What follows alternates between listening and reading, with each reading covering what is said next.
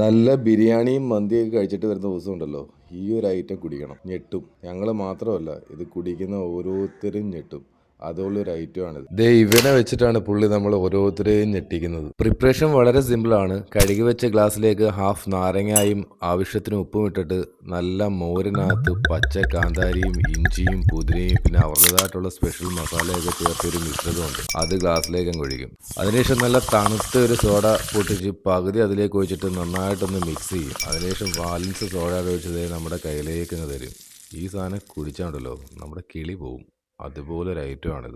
ഞാൻ മുൻപ് പറഞ്ഞതുപോലെ നല്ല ബിരിയാണിയും മന്തിയൊക്കെ കഴിച്ചിട്ട് വന്ന് ഇതൊരെണ്ണം കുടിച്ചാണ്ടല്ലോ നമ്മുടെ വയറങ്ങ് സെറ്റാവും.